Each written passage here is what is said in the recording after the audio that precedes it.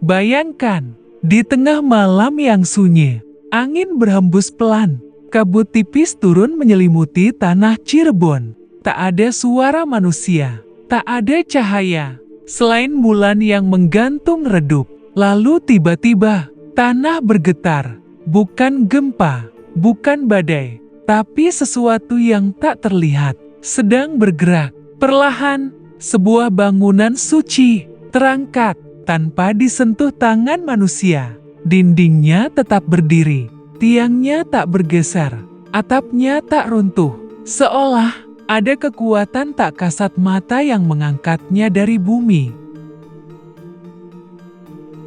Dan saat fajar menyingsing, warga hanya bisa terdiam karena masjid itu sudah berpindah tempat dalam satu malam, tanpa suara, tanpa jejak. Konon, ini bukan sihir biasa. Ini adalah kesaktian dari seorang tokoh yang namanya masih menggema hingga sekarang, Prabu Walang Sungsang.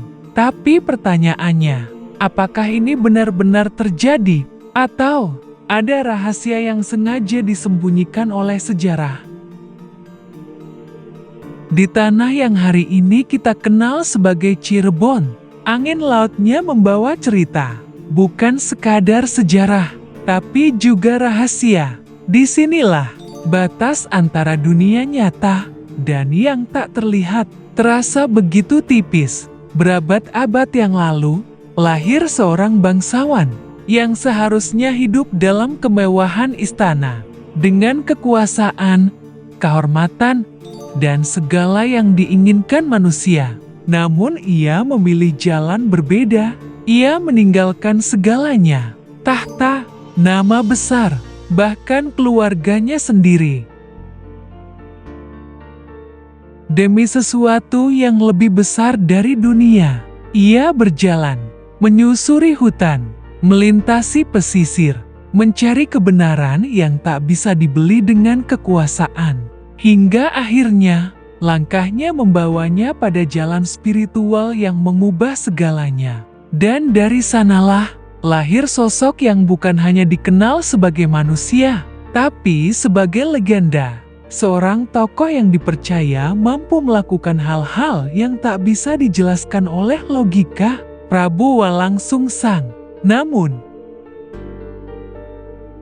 apakah semua itu nyata? Atau hanya cerita yang dibentuk oleh waktu dan kepercayaan?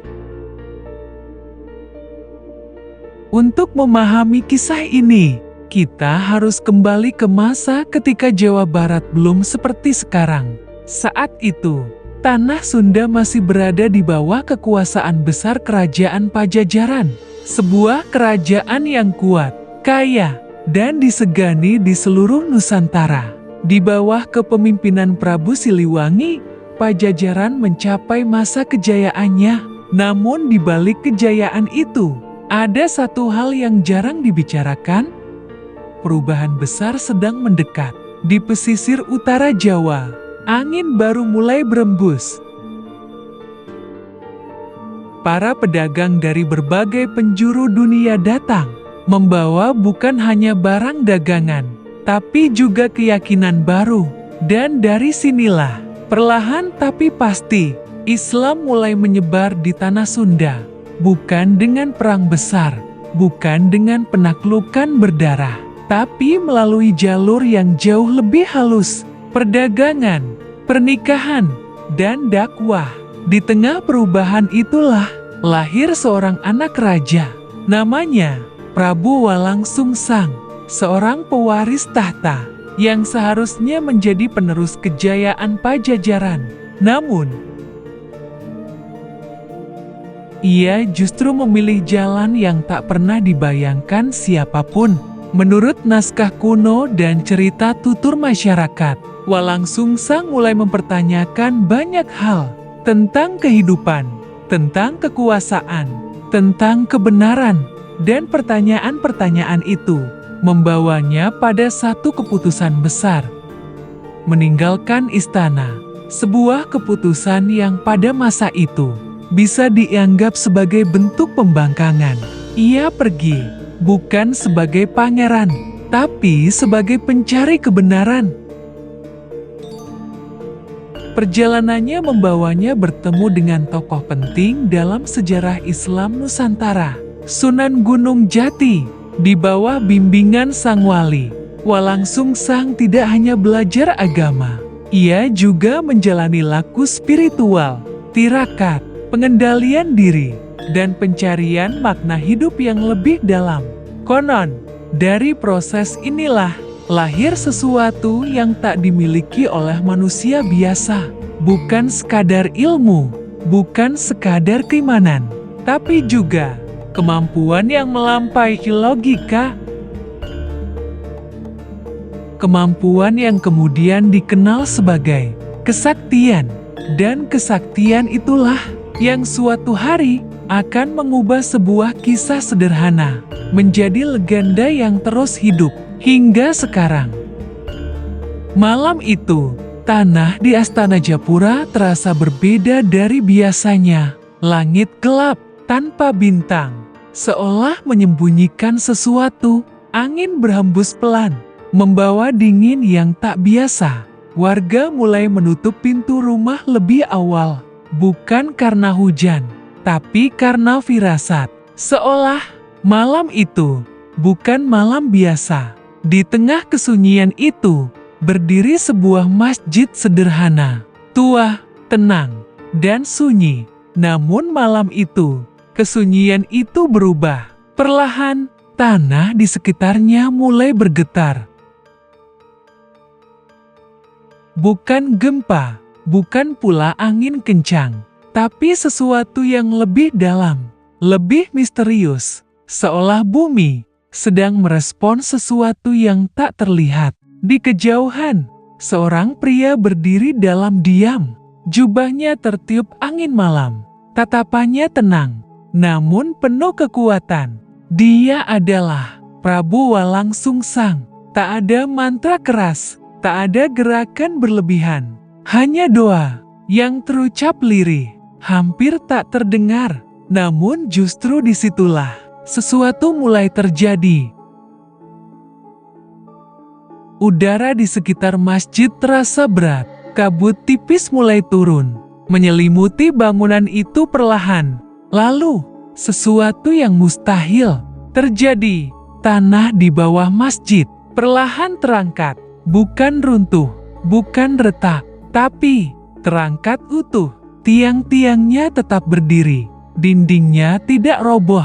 Atapnya tidak bergeser sedikit pun.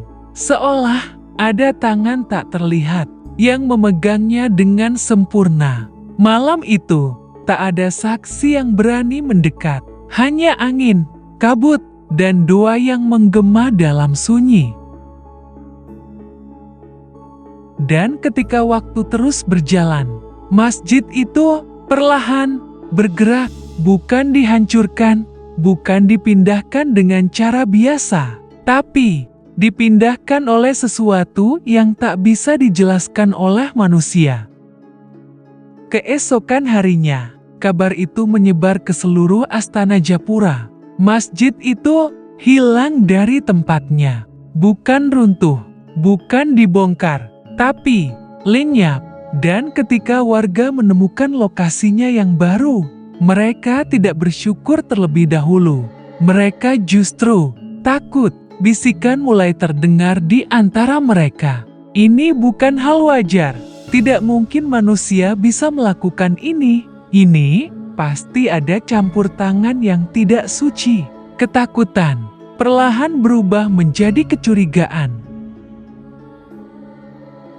Sebagian warga mulai mempertanyakan apa yang sebenarnya dilakukan oleh Prabu Walang Sungsang malam itu. Apakah ini karomah? Atau justru sesuatu yang berbahaya?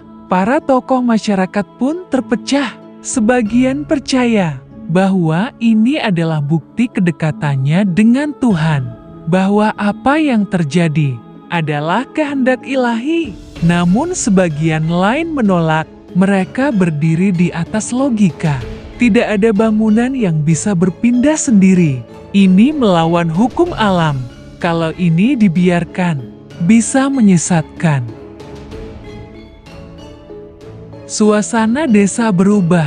Yang tadinya penuh hormat, kini dipenuhi keraguan. Yang dulu percaya, mulai bertanya. Dan yang tidak percaya, mulai menentang. Tekanan pun datang. Bukan dari luar, tapi dari orang-orangnya sendiri. Walang Sungsang kini berada di persimpangan. Jika ia diam, ia akan dianggap bersalah. Jika ia menjelaskan, tidak semua orang akan percaya. Dan jika ia menunjukkan kekuatannya lagi, itu justru bisa memperbesar ketakutan. Malam berikutnya, ia duduk sendiri dalam sunyi. Tanpa pengikut, tanpa pujian, hanya satu hal yang mengelilinginya, keraguan manusia. Di satu sisi, ia tahu apa yang ia lakukan bukan untuk pamer kekuatan, bukan untuk ditakuti, tapi untuk membantu. Namun di sisi lain, ia mulai menyadari sesuatu yang lebih berat, bahwa kebenaran tidak selalu diterima oleh semua orang. Dan terkadang, yang paling sulit bukan melakukan hal yang mustahil, tapi meyakinkan manusia tentang apa yang tidak bisa mereka fahami. Malam itu kembali datang. Langit di atas Astana Japura kembali gelap, lebih sunyi dari sebelumnya. Namun kali ini, bukan hanya alam yang menunggu, manusia pun ikut menyaksikan. Sebagian warga diam-diam berkumpul. Mereka tidak lagi bersembunyi di balik pintu. Mereka ingin melihat sendiri, apakah ini keajaiban atau hanya ilusi yang menipu. Di tengah tanah lapang, Prabu Walang Sungsang berdiri, sendiri, tenang, tanpa rasa takut. Tatapannya menyapu kerumunan. Bukan dengan amarah, tapi dengan ketenangan yang justru membuat suasana semakin mencekam. Perlahan, ia mengangkat tangannya, bukan untuk menunjukkan kekuatan, tapi untuk berdoa. Tak ada mantra keras, tak ada teriakan, hanya suara lirih yang nyaris tenggelam oleh angin malam. Namun justru disitulah sesuatu yang lebih besar mulai bangkit. Angin tiba-tiba berhenti. Daun-daun yang tadi bergetar, kini diam. Seolah seluruh alam menahan napas. Lalu bumi bergetar, lebih kuat dari sebelumnya. Warga mundur ketakutan. Sebagian jatuh, sebagian menutup mata, namun sebagian lain tetap menatap. Dan apa yang mereka lihat tidak akan pernah bisa mereka lupakan. Tanah di bawah masjid kembali bergerak, namun kali ini lebih jelas, lebih nyata, dan lebih mustahil. Masjid itu terangkat perlahan, tanpa retakan, tanpa suara runtuh. Seolah ada tangan raksasa tak terlihat yang mengangkatnya dengan sempurna. Kabut berputar di sekelilingnya, udara bergetar, dan di tengah semua itu, Walang Sungsang tetap berdiri, dalam diam, bukan sebagai penguasa, bukan sebagai penyihir, tapi sebagai perantara. Tiba-tiba seorang dari kerumunan berteriak, "Ini tidak mungkin!" Namun teriakan itu langsung tenggelam oleh pemandangan yang lebih dahsyat. Masjid itu bergerak di udara, perlahan melintasi tanah, menuju tempat yang baru. Dan ketika akhirnya bangunan itu turun kembali, semuanya tetap utuh.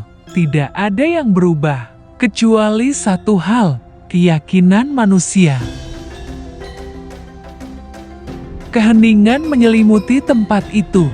Tak ada lagi bisikan, tak ada lagi tuduhan. Hanya napas yang tertahan dan mata yang tak berkedip. Salah satu warga perlahan berlutut, lalu yang lain menyusul. Bukan karena takut, tapi karena mereka baru saja menyaksikan sesuatu yang tak bisa dijelaskan oleh logika. Dan di tengah keheningan itu, Walang Sungsang menurunkan tangannya. Wajahnya tetap tenang, Seolah apa yang terjadi bukanlah sesuatu yang luar biasa, namun justru disitulah letak kehebatannya. Ia tidak pernah mencoba meyakinkan siapapun dengan kata-kata. Ia hanya menunjukkan bahwa ada kekuatan yang jauh lebih besar dari apa yang bisa dipahami manusia. Setelah semua yang terjadi, pertanyaannya sekarang bukan lagi, apakah ini mungkin? Tapi, apa yang sebenarnya terjadi? Dalam catatan sejarah, Prabu Walang Sungsang memang dikenal sebagai tokoh nyata. Ia adalah sosok penting dalam berdirinya Cirebon sebagai pusat penyebaran Islam di tanah Sunda. Ia juga dikenal dengan nama lain, Pangeran Cakrabuana. Namun, tidak ada catatan tertulis yang secara eksplisit menyebutkan bahwa ia pernah memindahkan masjid dalam satu malam. Sejarawan modern cenderung melihat kisah ini sebagai metafora, simbol dari sesuatu yang jauh lebih besar. Bahwa memindahkan masjid bisa jadi bukan berarti memindahkan bangunan secara fisik, melainkan memindahkan pusat kehidupan masyarakat dari kepercayaan lama menuju keyakinan baru, dari dunia lama menuju era baru.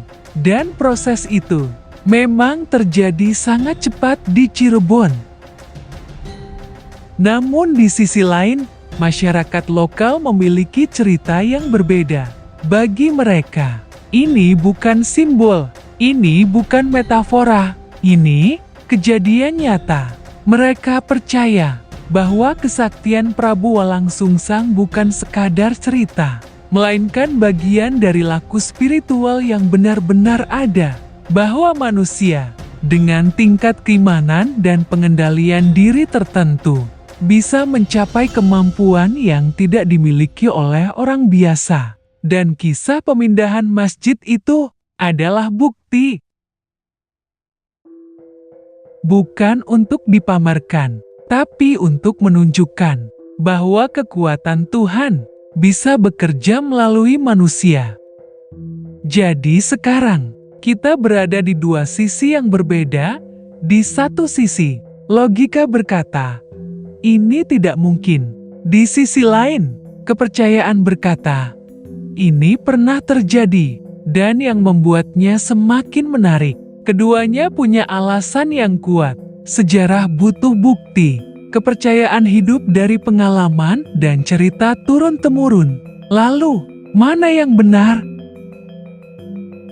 Mungkin, yang salah bukan ceritanya, tapi cara kita memahaminya. Karena tidak semua hal di masa lalu ditulis dalam buku. Sebagian hidup dalam ingatan, dalam cerita, dalam keyakinan, dan dalam hal-hal yang tidak bisa dijelaskan sepenuhnya oleh logika. Atau, jangan-jangan, bukan cerita ini yang mustahil, tapi cara berpikir kita yang terlalu sempit untuk memahaminya. Sejak malam itu, tak ada lagi yang benar-benar sama di Astana Japura. Masjid yang kini berdiri di tempat barunya, bukan lagi sekadar bangunan. Ia menjadi simbol dari sesuatu yang tidak semua orang bisa pahami, tapi semua orang bisa rasakan. Warga yang dulu meragukan, perlahan berubah, bukan karena dipaksa, bukan karena takut, tapi karena mereka telah melihat sendiri, dan ada hal-hal dalam hidup yang sekali dilihat tak akan pernah bisa dilupakan. Namun yang paling berubah, bukanlah desa itu, bukan pula masjidnya, melainkan cara manusia memandang dunia. Mereka mulai mengerti bahwa tidak semua hal harus dipahami untuk bisa dipercaya, dan tidak semua yang tak masuk akal berarti tidak nyata. Sementara itu, Prabu Walang Sungsang tidak pernah mengklaim apapun. Ia tidak meminta pengakuan, tidak mencari pengikut. Ia hanya melanjutkan hidupnya dalam diam, seolah semua yang terjadi bukanlah sesuatu yang luar biasa. Dan justru disitulah letak misterinya, karena orang yang benar-benar memiliki kekuatan seringkali tidak merasa perlu menunjukkannya. Waktu terus berjalan, generasi berganti, cerita itu diwariskan dari mulut ke mulut. Sebagian mulai meragukan, sebagian tetap meyakini. Namun satu hal tetap sama, kisah itu tidak pernah hilang, karena mungkin yang membuatnya abadi bukan apakah itu benar atau tidak, tapi makna yang ditinggalkannya. Dan sekarang, setelah kamu mendengar cerita ini, coba tanyakan pada dirimu sendiri. Jika kamu hidup di masa itu, melihat dengan mata kepala sendiri bagaimana sebuah masjid berpindah dalam satu malam, apa yang akan kamu lakukan? Percaya? Atau mencari penjelasan? Atau jangan-jangan jawabannya bukan di antara keduanya, tapi ada di sesuatu yang lebih dalam, yang selama ini tidak pernah kita berani fahami. Dan mungkin, kisah seperti ini tidak akan pernah benar-benar selesai, karena setiap generasi akan selalu punya cara sendiri untuk memahaminya. Ada yang memilih percaya, ada yang memilih mencari penjelasan, dan ada juga yang terus menggali, mencari potongan cerita lain yang belum terungkap. Jika kamu termasuk yang terakhir, yang tidak puas hanya dengan satu jawaban, yang merasa selalu ada sesuatu tersembunyi di balik sejarah, maka perjalanan ini belum berakhir di sini. Masih banyak kisah dari tanah Nusantara yang belum banyak diceritakan. Cerita tentang tokoh-tokoh, tentang peristiwa, tentang misteri, yang mungkin akan mengubah cara kamu melihat masa lalu. Jadi kalau kamu merasa cerita seperti ini berbeda, mungkin ini bukan sekadar tontonan, tapi awal dari perjalanan yang baru. Dan kalau suatu hari nanti kamu kembali lagi ke sini, bisa jadi kamu sudah melihat sesuatu yang dulu tidak kamu sadari. Kalau kamu merasa cerita ini belum selesai, mungkin memang belum, karena masih banyak kisah Nusantara yang belum banyak orang tahu, dan siapa tahu cerita berikutnya akan membuatmu melihat semuanya dengan cara yang berbeda.